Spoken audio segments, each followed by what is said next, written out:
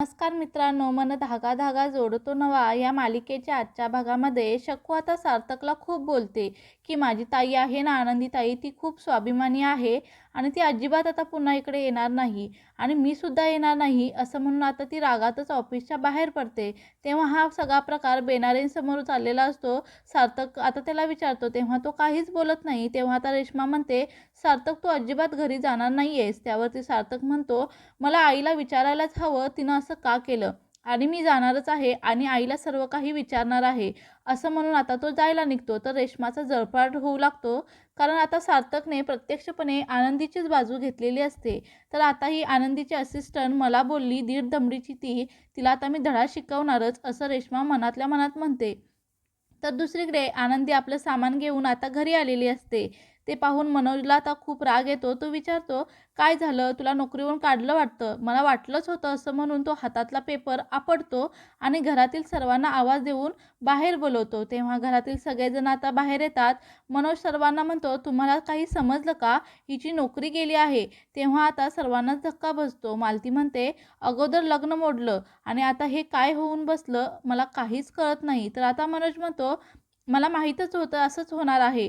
लग्न मंडप सोडून पळाली आणि आम्हाला नको नको ते बोलली ती माणसे, आणि आता रिक्वेस्ट करत होती आणि हिचा स्वाभिमानमध्ये आला, तर ही आता बॅग माझ्या डोक्यावर येऊन बसली असं म्हणून आनंदीला तो नाही नाही ते बोलू लागतो. तर आता मालतीला जरा रागच येतो. तेव्हा मनोज म्हणतो, मग मी काय म्हणू आई, अगं खायला अजून एक तोंड आलं ना घरी, मी कसं चालवणार आता. अण्णांच्या तळपायाची आग मस्तकाला जाते. अण्णा मनोजच्या सणकण कानाखाली मारतात. तेव्हा आता सगळ्यांनाच खूप मोठा धक्का बसतो. आनंदीसुद्धा रडू लागते.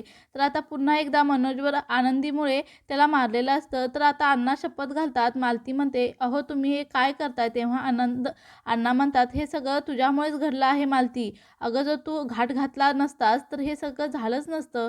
माझी मुलगी ब्याद नाही आहे आणि त्यावरून माझ्यावर ओझंसुद्धा नाही असं म्हणून अण्णा खूप चिडतात आणि मनोजला म्हणतात, काय रे, तू कोण सांभाळणार तिला, तिचा बाप अजून जिवंत आहे असं म्हणून ते आता मनोजला खूप बोलतात आणि म्हणतात की तुझ्या पाठीला पाठ लावून आली ना रे ती, तुला मारलं तर तिला त्रास झाला, तू कोण आहेस बोलणारा, अरे भ्याड आहेस तू, ती माझी मुलगी आहे, ती माझी लक्ष्मी आहे. मात्र पुढे आता ते म्हणतात, तुला जर त्रास होतो ना तर आत्ता आनंदी आणि मी वेगळं राहायला जातो, आम्ही आनंदात राहतो कुठेही. त्यावरती मालती म्हणते, रागाच्या भरात निर्णय घेऊ नका.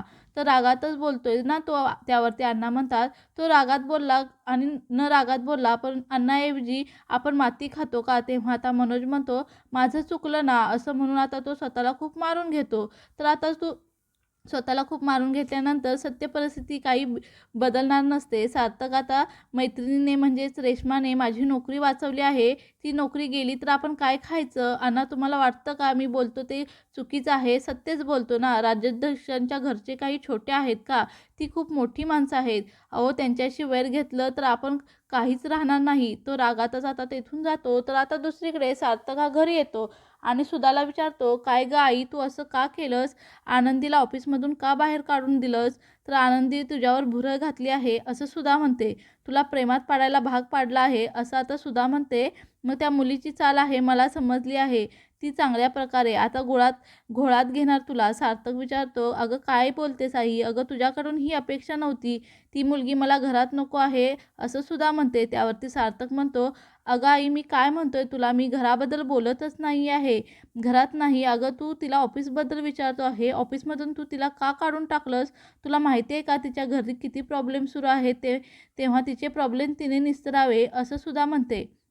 कारण की आपण तिला या घरात अजिबात घ्यायचं नाही आणि त्या मुलीचं नावसुद्धा इथं घ्यायचं नाही, त्या मुलीबद्दल मला काहीच सांगायचं नाही. तेव्हा सार्थक म्हणतो, अगं आई घराचं ठीक आहे पण ऑफिसचा निर्णय तरी मला घेऊ दे.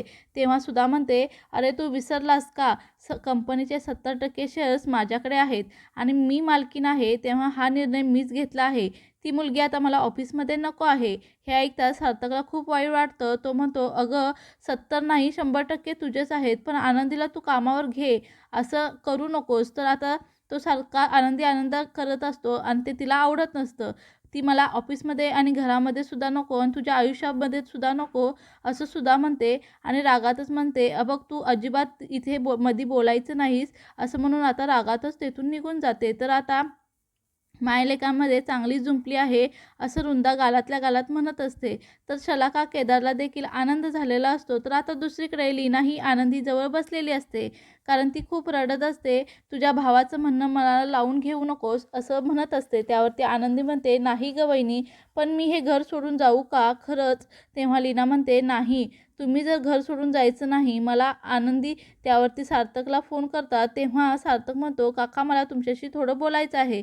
त्या दिवशी मी जे काही बोललो ना ते सगळं सत्य आहे. माझं खरंच तिच्यावर प्रेम आहे आणि मला त्यांची खूप काळजी वाटते. मला त्यांच्याशी बोलायचं आहे. तेव्हा अण्णा म्हणतात, मी त्यांच्यासाठी फोन केला आहे. माझी आनंदी खूप नाराज झालेली आहे. प्लीज तुम्ही तिच्याशी बोला. एक सच्च्या मित्राची तिला गरज आहे. तेव्हा सार्थक म्हणतो, मी लगेच येतो असं म्हणून तो फोन ठेवतो. तर इकडे आनंदी एकटीच शांत बसलेली असते. म्हणून सगळेजण आता तिला सर्व आठवत असतं. तेवढ्यात आता सार्थक दरवाजा ठोठावतो. आनंदी आता दरवाजाकडे पाहतच राहते. तर दार उघडते तर समोर तिला सार्थक दिसतो आणि सार्थकला पाहताच आनंदी दार बंद करण्याचा प्रयत्न करते. सार्थक म्हणतो की आनंदी प्लीज मला एकदा तुझ्याशी बोलायचं आहे. तेव्हा ती म्हणते, मला नाही बोलायचं तुमच्याबरोबर असं म्हणून ती पटकन दार बंद करून घेते. अण्णा आता आनंदीला समजावतात, बाळा मीच त्यांना इकडे बोलवून घेतलं आहे. तुला एका मित्राची गरज आहे. प्लीज तू त्यांच्याशी बोल. तेव्हा इकडे सार्थक म्हणतो की आनंदी त्या दिवशी जे काही झालं त्यात तुमची काहीच चूक नाही. सर्व चूक माझीच आहे. तर आनंदी आता त्याच्याबरोबर काहीच न बोलता आतमध्ये जाते आणि अण्णांना जाता जाता शपथ घालते की दार उघडायचं नाही. तेव्हा सार्थक म्हणतो, तुम्हाला नसेल बोलायचं तर ठीक आहे, पण तुम्ही स्वतःला त्रास करून घेऊ नका. तर आता दुसरीकडे सार्थक नसतो, परंतु वृंदा आता काळजीत पडते. नक्की तो कुठे गेला असावा. तेवढ्यात आता अक्षय तेथे येतो आणि विचारतो की काय झालं आई? तेव्हा सार्थक दादा कुठे आहे? तेव्हा ती म्हणते की माहीत नाही. रेश्मा देखील तेथे येते. तर काहीतरी प्रॉब्लेम नक्कीच आहे. सुधा मॉम असं विचारते. त्यावरती सुधा विचारते की सार्थक तुला सांगून गेलाय का कुठे गेलाय? नक्की काय माहिती नाही. तर रेश्मा म्हणते की काहीच माहिती नाही. आदर्श देखील तितक्यात येतो. आनंदी सार्थकच्या प्रेमाबद्दल बोलू लागतो. काकू तू सार्थकला विरोध नको करूस. खरंच सार्थकचं खूप प्रेम आहे आनंदीवर आणि तो काहीच चुकीचं करत नाही. तर सुधा म्हणते, आदर्श बस झालं, तुला माहिती नाही, पण त्या मुलीने अशी काही भुरळ घातली आहे ना ते मलाच कळत नाही. पण एक गोष्ट तुला सांगते, तुझ्याबरोबर जर तिचं लग्न झालं असतं ना तर काही प्रॉब्लेम नव्हता, पण सार्थकबरोबर या जन्मात देखील ते शक्य नाही असं म्हणून ती रागातच तेथून निघून जाते. तेव्हा वृंदा देखील तिच्या पाठोपाठ जाते. आता रेश्माला आदर्श म्हणतो, तुला माहिती नसेल पण सार्थक खरंच आनंदीवर खूप प्रेम करतो, म्हणून तिला समजवायला गेला आहे आणि त्या दोघांचं लग्न झालं तर मला खूप आनंद होईल. आणि रेश्माला समजतं सार्थक हा आनंदीकडे गेला आहे आणि आदर्श तेथून जातो. तेव्हा रेश्मा म्हणते, आता मी बघत सार्थक कशी आनंदीची वाट लावतो आणि इकडे पाहिलं तर ही मुलं आता विरोधात बंड कशी करतात. तर आनंदीमुळे हे सगळं काही घडतंय. ही गोष्ट मी सर्वांना पटवून सांगणार आहे. एका घटस्फोट मुलीच्या जाळ्यातून आपल्या सार्थकला बाहेर काढायचं आहे. तर त्याचं लग्न लवकरात लवकर एखादी चांगली मुलगी पाहून लावून द्यायचं असं सर्वजण म्हणत असतात. तर सुद्धा आता लगेच रेश्माला विचारते की काय ग रेश्मा, तू करशील का माझ्या सार्थकबरोबर लग्न? तेव्हा रेश्माला आता खूप आनंद होतो. मित्रांनो, पुढील भागामध्ये अंशुमन आनंदीच्या घराजवळ येतो आणि अख्ख्या घराच्या बाजूने रॉकेल टाकतो आणि म्हणतो, आनंदी मला तुझी राख रांगोळी करायची आहे असं म्हणून तो आनंदीला आता खूपच घाबरवतो. त्यानंतर बाहेर येऊन पाहतात तर सगळीकडे आग असते. तर आनंदी एकटीच आगीच्या विळख्यात अडकते. तर दुसरीकडे आता काय होणार हे पाहणं, आता सार्थक आनंदीला वाचवतो का हे पाहणं खूपच रंजकदायक ठरणार आहे. तर मालिकेच्या पुढील अपडेटसाठी चॅनेलला नक्की सबस्क्राईब करा. धन्यवाद.